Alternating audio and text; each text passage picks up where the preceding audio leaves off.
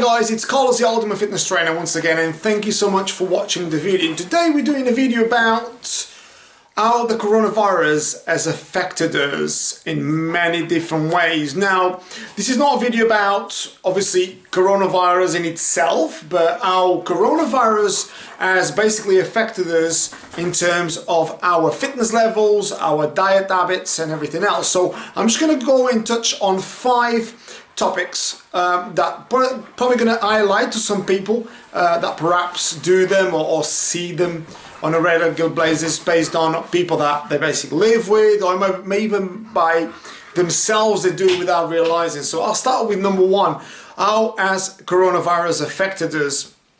One is created a lot of bad habits in a sense of obviously when coronavirus hit, obviously we are told by the government to stay at home. So a lot of people stayed at home and became creating a level of habit of not exercising. Although a lot of the times back into normal live activity, we tend to say that we haven't got no time. Now with obviously coronavirus being such a thing where people could not go places and do things, we had to stay at home, and one of the biggest things that happened was people became a little bit lazy, okay, and that caused people to become a little bit, if you like, with a lack of enthusiasm and having the belief in themselves that they can train and obviously move. Now that has a massive knock-on effect on how things then roll, obviously. So created bad habits are created by us not obviously do the right thing. So let's just say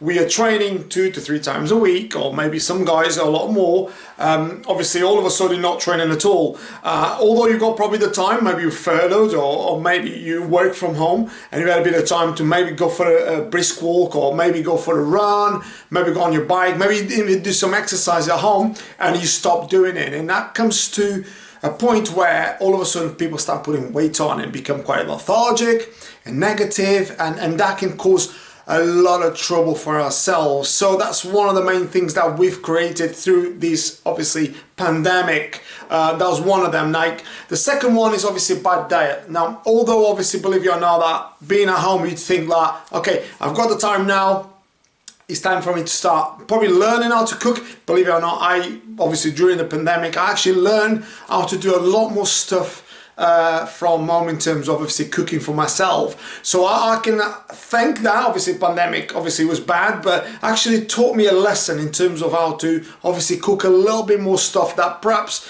back in the day I probably couldn't do it. So thank you for that. That's probably at least one positive I can take away from it. But a lot of us created bad habits in terms of dieting.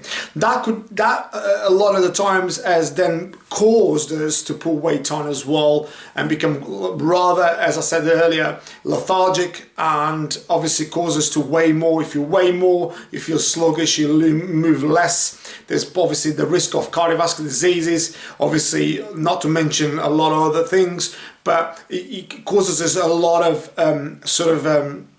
unwell feelings, obviously. So that's not really good given by diet, not just from a physical point of view, aesthetic point of view, but also from a psychological point of view. So I definitely say that it's one of the things, one of the common denominators that I seen during this pandemic that has caused trouble for a lot of people. Now the other one is obviously, which is a massive one, which is mental health. Now obviously a lot of uncertainty. We all know that obviously once the pandemic has started, there's been a lot of people losing jobs, not knowing when they're going back to work, some of them as well.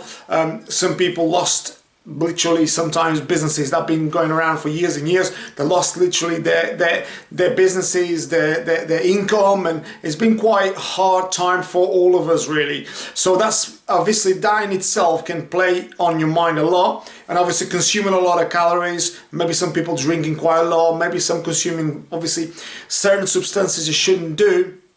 And that can cause a lot of trouble for all of us. So mental health has been a pandemic as well, if you like, or was already a pandemic, according to obviously the professionals in mental health. They say they've had a rise in medical sort of psychological and psychiatric mental health problems since the pandemic. So it's definitely on the rise. So that's one of the major things as well. Now, one of the things I believe and that come across obviously as a trainer, as a coach, is motivation. That's another thing that obviously the lack of motivation since the pandemic. Obviously, a lot of people, because of the almost like, if you like, the conveyor belt of